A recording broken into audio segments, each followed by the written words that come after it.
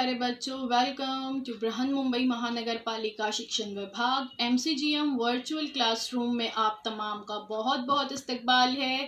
और जैसे कि आपको पता है कि स्कूल्स हमारे फिलवक्त बंद है, लेकिन तालीम का सिलसिला रुका नहीं है, थमा नहीं है। और जो है हम आपके सामने रोज़ बरोज़ जो है नए नए लेक्चर्स के साथ जो है हाजिर होते हैं। तो वैसे ही आज का हमारा एक नया इंटरेस्टिंग सेशन लेकर हम आए हैं आपके साथ, और मैं हूँ आपकी मौलमा शेख ज़रीन सबा। तो चलिए शुरुआत करते हैं हमारे आज के सेशन की। तो आज हम देख रहे हैं आपका टॉपिक हरारत। चैप्टर नंबर 5 है ये हीट। ठीक है। मजमून साइंस 1, आपकी साइंस 1 की जो किताब है उसका सबक नंबर 5 है ये हीट हरारत, जमात दहम के लिए, स्टैंडर्ड 10th के लिए। और मैं हूँ आपकी मौलमा Zareen Saba from MCGM virtual classroom Mumbai. तो बच्चों, इससे पहले हमने जो है आपकी किताब साइंस 1 साइंस 2 के बहुत सारे असबाक जो है देख चुके हैं, और आज हम आपका ये 5वां सबक हीट देखने जा रहे हैं। चैप्टर जो है थोड़ा सा आपको ऐसे लगेगा कि कुछ ट्रिकी है, आपको समझ में नहीं आ रहा है, हो सकता है आप थोड़े से कंफ्यूज हो जाएं। तो इस वीडियो को 1 से 2 बार ज़रूर देखिए, और देखते वक्त अपनी साइंस की किताब सामने खुली रखिए ताकि आपको हर चीज़ और हर पॉइंट को समझने में आसानी हो। मैं हूँ आपकी मौलमा शेख ज़रीन सबा, और हमने ये सिलसिला शुरू रखा हुआ है। यहाँ पर हम हर दिन एक नए नए वीडियो के साथ आपके सामने हाजिर होते हैं ताकि मदारिस बंद होने के बावजूद भी आपका तालीम का सिलसिला जारी व सारी रहे। सबसे पहले ये बताइए कि हरारत और दर्जे हरारत के दरमियान क्या फ़र्क है। आपकी किताब में सबक शुरू करने के पहले 2 सवालात बतौर इआदा दिए हुए हैं, क्योंकि आप इन दोनों चीज़ के बारे में, हरारत क्या होता है और दर्जे हरारत क्या होता है, यानी हीट और टेम्परेचर के बारे में पिछली जमात में मालूमात हासिल कर चुके हैं। तो ज़रा सोचिए, अपने दिमाग पर ज़ोर लगाइए कि हीट क्या है, टेम्परेचर क्या है। देखिए, heat is the flow of energy from a higher temperature to a lower temperature. Heat या हरारत में क्या होता है, ये फ्लो ऑफ एनर्जी है एक ऊंचे दर्जे हरारत से निचले दर्जे हरारत पर। ठीक है। और टेम्परेचर क्या होता है, दर्जे हरारत क्या होता है, हाउ हॉट और कोल्ड एन ऑब्जेक्ट इज। दर्जे हरारत जब हम किसी शय का बताते हैं तो दरअसल हम ये बताते हैं कि वो शय कितनी गर्म या कितनी ठंडी है। ठीक है। तो heat is transferred to the object that is to heat span. Heat जो है वो ट्रांसफ़र होती है किसी भी ऑब्जेक्ट में, टेम्परेचर ट्रांसफ़र नहीं होता, हीट ट्रांसफ़र होती है। समझ में आया। हरारत जो है एक शय से दूसरी शय में मुंतकिल होती है। जैसे कि जब हम स्टोव को ऑन करते हैं, यानी जब हम जो है आपका गैस का स्टोव होता है वो ऑन करते हैं और हम उसके ऊपर कोई भी पैन रखते हैं, बर्तन रखते हैं, तो थोड़ी देर के बाद वो गर्म हो जाता है क्योंकि उसको हरारत मिल रही है। तो इस तरह से इसका मतलब ये हुआ कि हरारत जो है एक शय से दूसरी शय पर मुंतकिल होती है। तो हरारत और टेम्परेचर में फ़र्क समझ में आया? नहीं समझ में आया? एक और एग्जाम्पल देख लेते हैं। Heat, the heat energy from the stove burner warms up the water. अगर हम स्टोव पर पानी रखते हैं, और मैं आपको अगर इसकी मदद से समझाना जाऊं कि हीट और टेम्परेचर क्या है, तो जो हीट एनर्जी होती है, हरारत की तवानाई जो है वो क्या करती है, वो उस पानी को गर्म करती है। ठीक है। मतलब क्या हो रहा है, वो जो हमने आग जलाई वहाँ से हरारत मुंतकिल हुई उस बर्तन में, फिर उससे मुंतकिल हुई उस पानी में, और इस तरह से वो बर्तन गर्म हो गया। पर अब टेम्परेचर या दर्जे हरारत क्या है, the thermometer measures the temperature of the water. अब हम थर्मामीटर की मदद से उस उबलते हुए पानी का दर्जे हरारत पता लगा सकते हैं। ठीक है। तो हीट एंड टेम्परेचर यहाँ पे बताया गया है, और अच्छी तरह से हम इसे समझ सकते हैं। Heat is a form of energy and is measured in joules. Heat जो है वो एनर्जी या तवानाई की एक किस्म है और इसको जूल्स में नापा जाता है। Temperature is different from heat. Temperature is a measure of how hot और cold an object is. It is measures in degree Celsius. ठीक है, जब हम टेम्परेचर नापते हैं, किसी भी शय का दर्ज हरारत नापते हैं, तो हम क्या बताते हैं, क्या किस चीज़ की पैमाइश करते हैं? हम ये पैमाइश कर रहे होते हैं कि वो चीज़ कितनी ठंडी या गर्म है, और इसको डिग्री सेल्सियस में नापा जाता है। देखिए, जब आप बीमार होते हैं तो उस वक्त बहुत ज़्यादा बुखार आ जाती है, तो आपका टेम्परेचर जो है डॉक्टर पता लगाता है इस तरह के थर्मामीटर के ज़रिए। Heat can move from one place to another. The three methods of heat travel are conduction, convection और radiation. ये भी आप पिछली जमात में पढ़ चुके हो कि हीट जो है वो 3 तरीके से ट्रैवल करती है, मुंतकिल होती है एक शय से दूसरी शय में। कौन से हैं वो 3 तरीके? कंडक्शन, कन्वेक्शन और रेडिएशन जिसे कहते हैं। कितने तरीकों से हरारत मुंतकिल होती है, वो कौन कौन से हैं? देखिए, ये दूसरा सवाल बतौर यादा पूछा गया है आपसे, तो अभी हमने देखे हैं ना 3 वेज टू ट्रांसफर हीट। पहला है convection, heat energy flow through a current in fluids. ठीक है, कन्वेक्शन की एग्जांपल जो है यहाँ पर दी गई है, heat energy flow through the air by convection. ठीक है, और फिर दूसरा है radiation. By infrared waves a medium is not needed, heat is radiated to the campers from the fire. देखिए, कैंप फायर जब किया जाता है तो आग लगाई जाती है और फिर लोग जो है उसके अतराफ में बैठकर उस आग पर अपने हाथ सेक रहे होते हैं। तो ये हरारत की दूसरी किस्म है मुंतकली की। इसके लिए कांटेक्ट में आने की ज़रूरत नहीं होती है, मीडियम ज़रूरी नहीं होता है, बल्कि बिना किसी मीडियम के वेव्स होती हैं जिसके ज़रिए हरारत हम तक पहुंचती है और हम किसी भी चीज़ की तपिश को जो है महसूस कर सकते हैं, उस आग की तपिश को। Conduction, when an warm substance touches a colder one, और heat is conducted from the pan to the stick. देखिए, जब खाना पकाया जाता है तो उस दौरान जब हम स्टोव पर कोई बर्तन रखते हैं तो वो गर्म होता है, फिर उसके बाद उसमें मौजूद खाना जो है गर्म हो जाता है, फिर अगर उसमें चम्मच रखा हुआ है तो चम्मच भी थोड़ी देर के बाद गर्म हो जाता है। तो जब भी कोई वार्म सब्सटेंस है, गर्म शय के राब्ते में अगर कोई ठंडी शय आ रही है तो वो भी जो है गर्म हो जाती है। ये कंडक्शन की वजह से होता है, हीट ट्रांसफ़र होता है, उस वजह से होता है। देखिए, यहाँ पे बताया गया है radiation energy that is radiated और transmitted in the form of rays और वेव्स और पार्टिकल्स।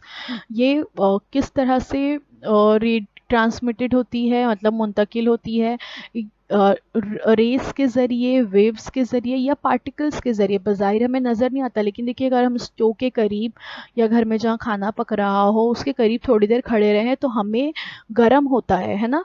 क्यों गर्म होता है? क्योंकि वो जो रेडिएशंस हैं, वो जो वेव्स है उस हीट एनर्जी की, वो हम तक पहुंच रही होती है और हमें गर्मी महसूस होती है। Conduction, the transfer of heat और electric current from one substance to another by direct contact.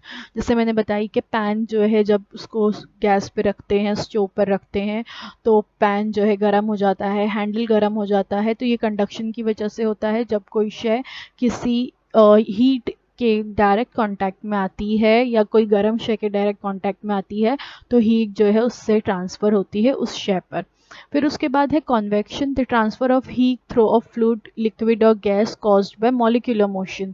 देखिए, कॉन्वेक्शन में क्या होता है, ये कॉन्वेक्शन में हीट जो है सिर्फ लिक्विड या गैस के थ्रू ही जो है पास होगी, एक से दूसरे में ट्रांसफ़र होगी, और ये मॉलिक्यूलर मोशन की वजह से होता है। तो 3 तरीके से हरारत की मुंतकली होती है, ये हमने यहाँ पे देखे। अब देखते हैं आज का आपका मेन टॉपिक, अशिया की हालत की तब्दीली के दौरान पाए जाने वाले हरारत मख्फी, पानी का खिलाफ मामूल रवैया, नुक्ता शबनम, रुतूबत, हरारत खुसूसी की इस्तेदाद। इन सब तस्वुरात का हमारी ज़िंदगी में बहुत इस्तेमाल होता है, तो इनके मुतालिक आज हम मज़ीद मालूमात हासिल करेंगे। हरारत मख्फी, या लेटेंट हीट जिसे कहते हैं, उसके बारे में आज हम देखने जा रहे हैं और ये बहुत अहम टॉपिक है, गौर से सुनिए। हरारत मख्फी या लेटेंट हीट किसे कहते हैं, इसे समझने के लिए हम एक छोटा सा तजुर्बा करेंगे। तजुर्बे के लिए ज़रूरी अशिया यहाँ बताई गई है। एक तपिश पैमा चाहिए हमें, एक स्टैंड चाहिए, बर्नर चाहिए और तपाई चाहिए और एक बीकर जिसमें हमें बर्फ़ के टुकड़े डालने हैं। तो बर्फ़ के टुकड़े होने चाहिए हमारे पास, बीकर होना चाहिए, थर्मामीटर होना चाहिए और इन सब की मदद से हम ये अमल कर सकते हैं। देखते हैं किस तरह। तो इसमें कहा गया है कि शक्ल 5.1 के मुताबिक शीशे के एक बर्तन में बर्फ़ के कुछ टुकड़े डालिए। ठीक है, ये बीकर है, उसे शीशे का बर्तन कहा गया है यहाँ पर। और तपिश पैमा के जौफ को पूरी तरह बर्फ़ में डुबाए रखिए और तपिश पैमा से बर्फ़ का दर्जा हरारत नापिए। अब जो आपके पास थर्मामीटर है, उस थर्मामीटर का जो जौफ होता है, जहाँ पे पारा होता है ना, निचला हिस्सा, उसको पूरी तरह से बर्फ़ में डुबा के रखना है और फिर हमें उस बर्फ़ का दर्जा हरारत नोट करना है। बर्फ़ को बर्तन को तपाई पर रख कर उससे हरारत दीजिए। अब जो है उस बर्फ़ के बर्तन को हम नीचे से बर्नर से जो है हरारत देंगे, यानी उसको गर्मी पहुँचाएंगे। हर 1 मिनट पर अब हमें दर्जा हरारत नोट करना है। हर 1-1 मिनट के बाद बर्फ़ जो है धीरे धीरे क्या होगा, अगर बर्फ़ को जो है तो हम इस तरह से बर्नर से जो है अगर हम हरारत देंगे तो बर्फ़ पिघलना शुरू होगी। तो हमें हर 1-1 मिनट पर उसका दर्जा हरारत नोट करना है। हरारत देना हमें जारी रखनी है।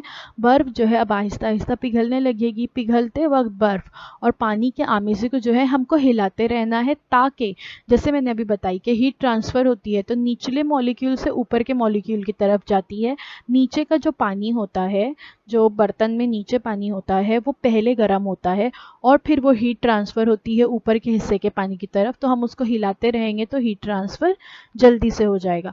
पानी उबलने लगे तब भी हमें हरारत देना जारी रखनी है। मतलब एक पॉइंट ऐसा आएगा कि बर्फ़ जो है वो पूरी तरह से धीरे धीरे धीरे धीरे करके पूरी तरह से पिघल कर माए में तब्दील हो जाएगी और उसके बाद वो माए जो है उबलने लगेगा और बॉइलिंग पॉइंट पर आ जाएगा। जो है बिल्कुल उबलते वक्त जो है फिर उसमें से हम देखेंगे कि भाप बनकर पानी उड़ रहा है। तब तक भी हमें हरारत देना जारी रखना है, बंद नहीं करना है उसको। दर्जा हरारत में होने वाली तब्दीली और वक्त के ताल्लुक को दिखाने वाली तरसीम बनाई है।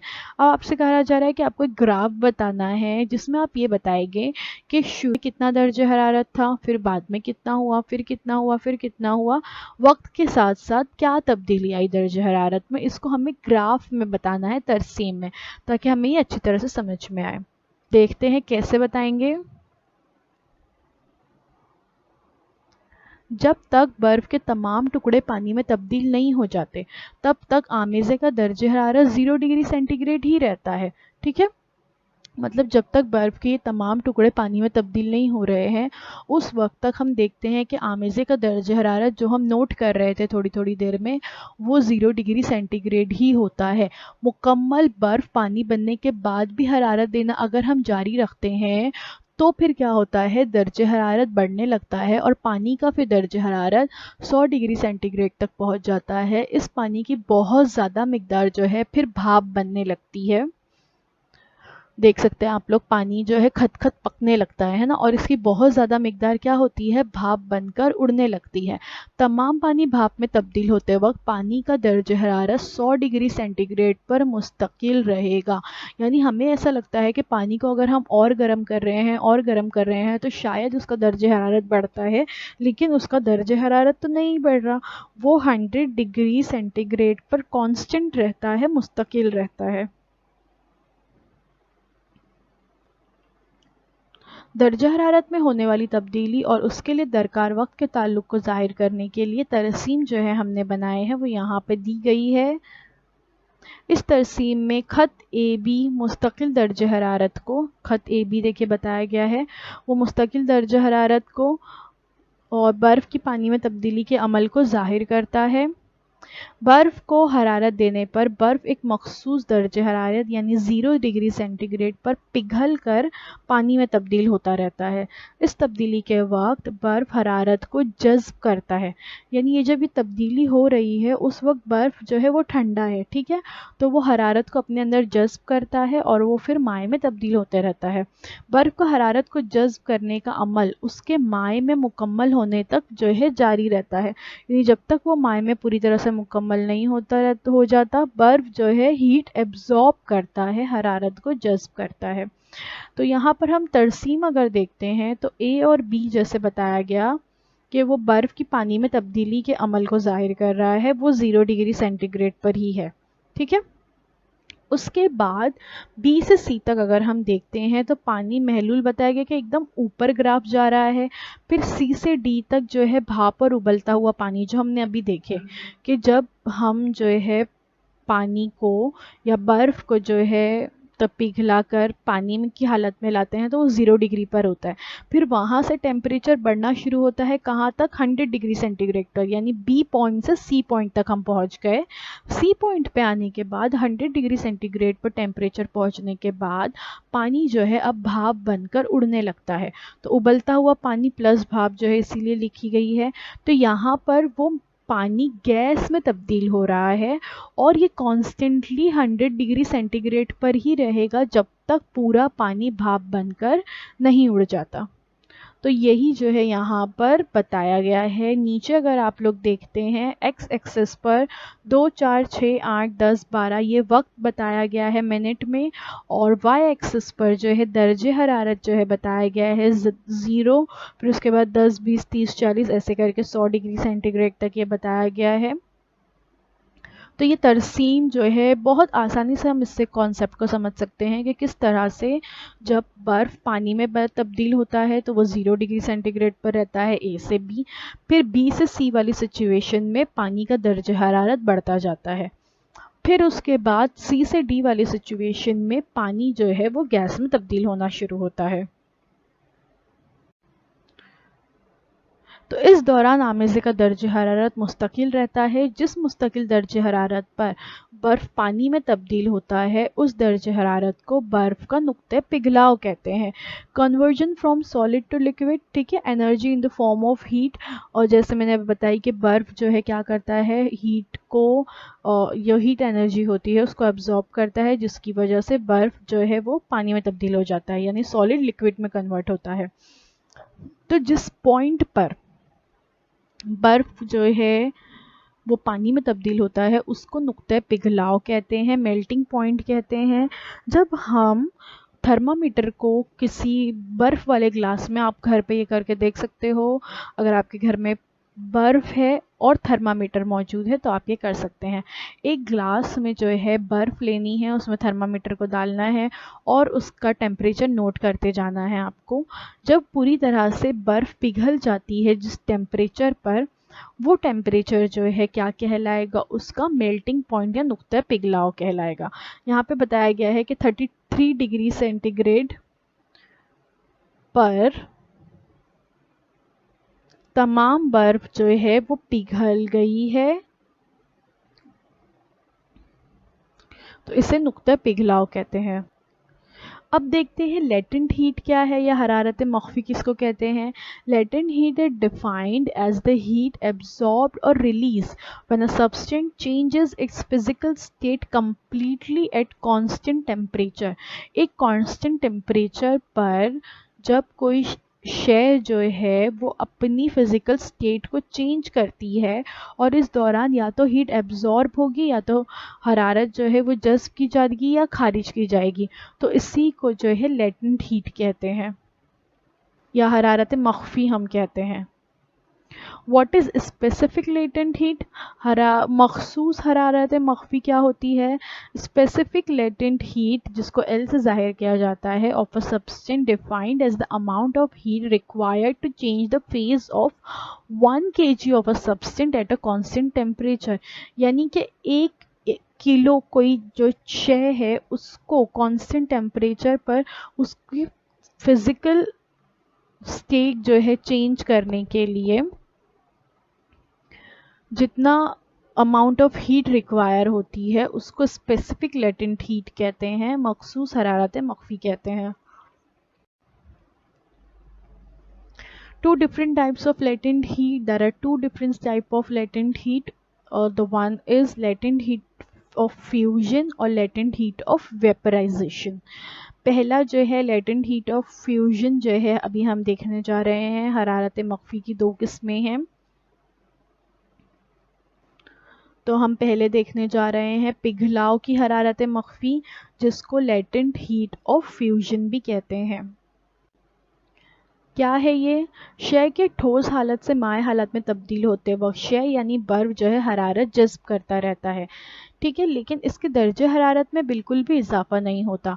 इस जज्ब शुदा हरारत का इस्तेमाल जवाहिर और सालमात की बंदिश को कमज़ोर करके ठोस की माय में तब्दीली के लिए होता है। देखिए यहाँ पे तस्वीर में आप देख सकते हो कि बर्फ जो है वो क्या हो रही है, पिघल रही है। तो उस दौरान बताया गया है प्लस हीट। प्लस हीट का मतलब होता है from solid to liquid melt हो रही है वो, इसका मतलब ये होता है कि वहाँ पर हरारत जज्ब हो रही है। फिर दूसरी तस्वीर में आप देख सकते हो कि आइस में जो बॉन्ड्स बताए गए हैं, हाइड्रोजन बॉन्ड्स होते हैं, वो स्टेबल होते हैं बर्फ़ में, क्योंकि जब कोई शय ठोस हालत में होती है तो हमें पता है ठोस में जवाहिर किस तरह से होते हैं, उनकी बंदिश जो है बहुत मजबूत होती है और वो जो बॉन्ड्स होते हैं वो स्टेबल होते हैं। Liquid water hydrogen bonds constantly break and reform. अब क्या होता है, जब ये हरारत जज्ब हो रही है, बर्फ़ जो है हरारत को जज्ब कर रहा है, लेकिन उस वक्त दर्जे हरारत में भी इजाफा नहीं हो रहा, तो वो हरारत कहाँ जा रही है? वो हरारत एक्चुअल में उस वक्त जो अंदर जवाहर और सालमात की जो बंदिश होती है वो उस बंदिश को तोड़ने के लिए काम आती है, और फिर वो बॉन्ड्स जो है कमज़ोर हो जाते हैं, जिसकी वजह से ठोस की माय में तब्दीली होती है। हम ये जानते हैं कि there are 3 types of state of water, ठीक है। ठोस जब आइस की सूरत में, बर्फ़ की सूरत में होता है तो बंदिश मजबूत होती है। पानी माय की सूरत में हम जानते हैं कि बंदिश जो है थोड़ी कमज़ोर होती है, और जब गैसी हालत में वो आ जाती है कोई भी शय तो बंदिश जो है पूरी तरह से टूट जाती है और जितने भी उसके अंदर जौहर है वो आज़ाद हो जाते हैं, है ना, गैसी हालत में। तो अब यहाँ पर जो हरारत है वो क्या कहाँ इस्तेमाल हो रही है? जवाहर और सालमात की बंदिश को कमज़ोर करके जो है वो ठोस की माय में तब्दीली के लिए इस्तेमाल होती है।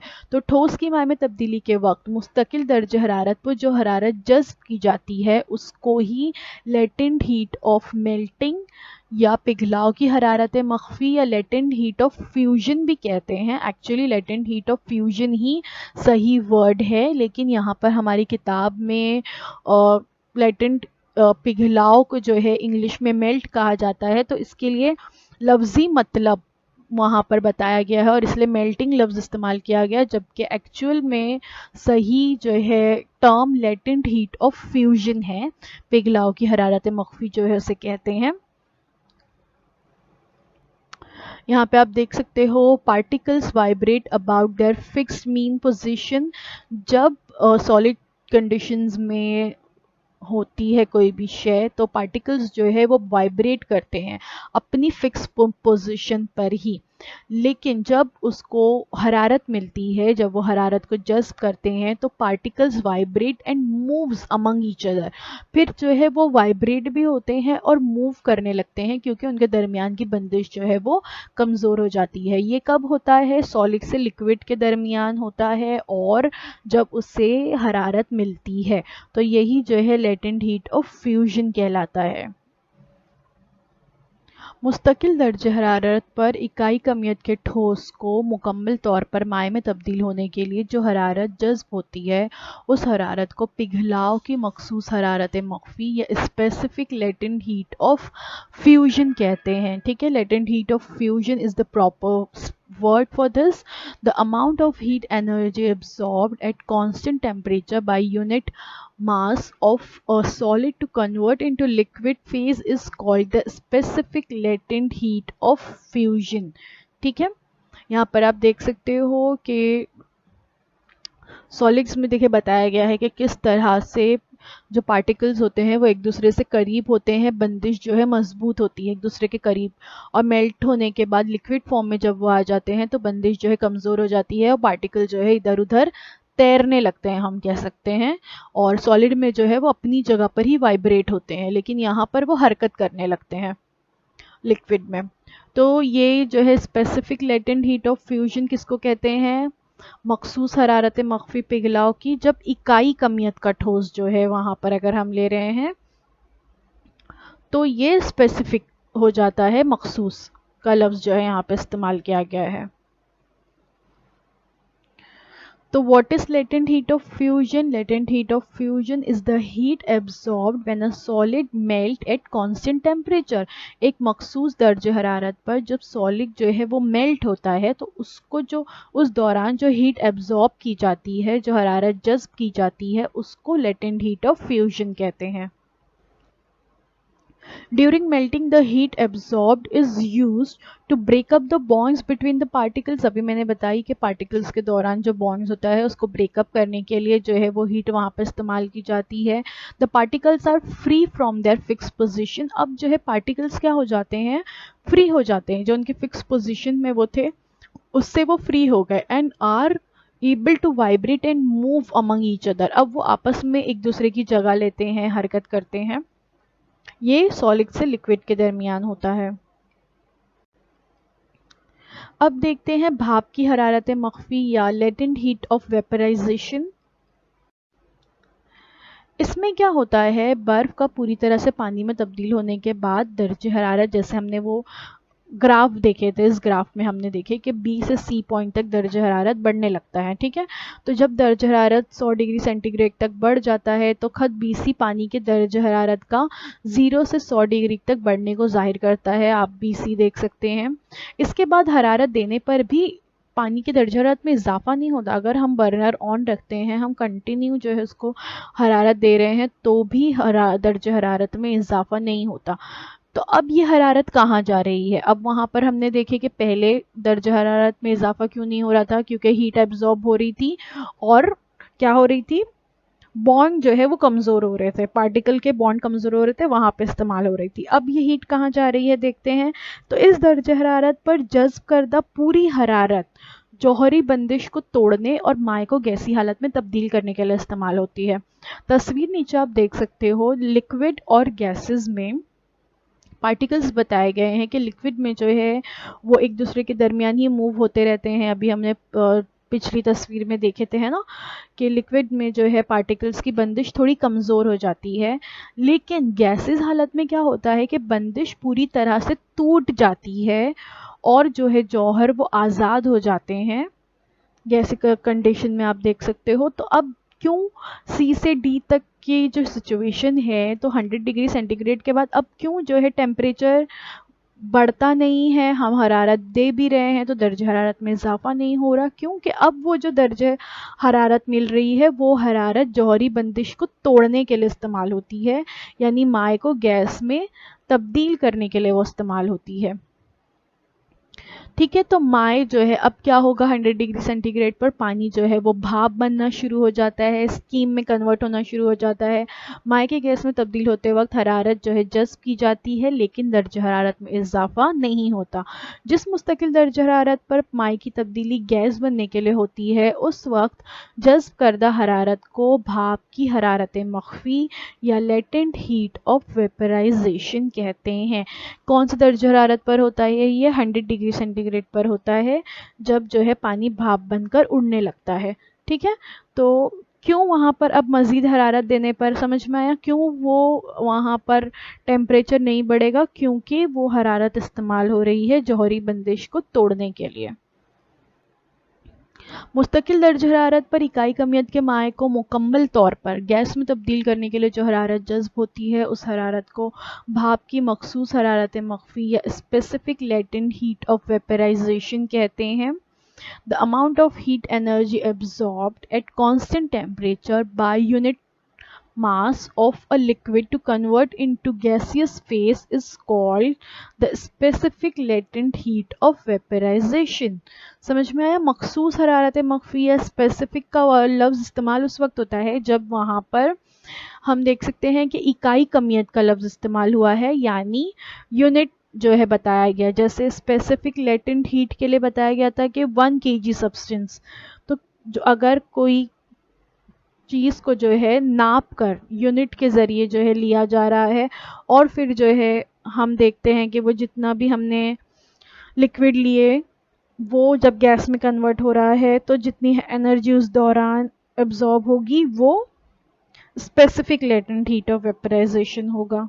ठीक है, तस्वीर आप देख सकते हो, latent heat of vaporisation, liquid boiling हो रही है, पानी गैस में कन्वर्ट हो रहा है, particles vibrate and move among each other, particles move freely and randomly at high speed. अब जो है जब गैस में कन्वर्ट हो जाता है, बॉन्ड जो है इनके दरमियान का टूट गया, तो पार्टिकल्स जो है फ्रीली मूव करते हैं और बहुत तेज़ी से करते हैं। दूसरी तस्वीर में आप एग्जाम्पल देख सकते हो कि एक चाय की केतली की एग्जाम्पल दी गई है कि लेटेंट हीट ऑफ वेपराइजेशन, जब हम चाय बनाते हैं तो एक मखसूस वक्त ऐसा आता है कि चाय जो है वो बहुत खद पक रही होती है और बहुत तेज़ी से जो है भाप हम देखते हैं कि वो उड़ कर जा रही है। तो वो पॉइंट जो है वो उसका बॉइलिंग पॉइंट होता है 100 डिग्री सेंटीग्रेड पानी का। और उस वक्त क्या हो रहा है, बंदिश जो है अंदर जौहरी बंदिश वो टूट रही है और पानी भाप में तब्दील हो रहा है। तो what is latent heat of vaporization? Latent heat of vaporization is the heat absorbed when the liquid changes into vapor. पानी जो है वो भाप में तब्दील हो रहा है एट कांस्टेंट टेम्परेचर, एक मुस्तकिल दर्जे हरारत पर। When liquid boils, the heat absorbed is used to completely break the bonds of the particles and also to do work against atmospheric pressure when the gaseous vapor expands into the atmosphere. तो ये जो heat अब उस दौरान absorb हो रही है, दर्जा हरारत 100 डिग्री सेंटीग्रेड ही रहेगा, मज़ीद बढ़ता नहीं है, लेकिन हीट जो है एब्जॉर्ब होती जा रही है, तो वो जो है पूरी तरह से बॉन्ड्स को तोड़ने के लिए होती है। और साथ ही जो एटमॉस्फेरिक प्रेशर होता है, हवा का दबाव जो होता है, वो गैसी वेपर्स को एक्सपांड करने के लिए वहाँ पर इस्तेमाल होता है। क्या इस्तेमाल होती है? हीट, जो वहाँ पर उस दौरान जज्ब की गई। The heat energy is used to overcome some of the forces that hold the molecules together, allowing them to move further away from each other.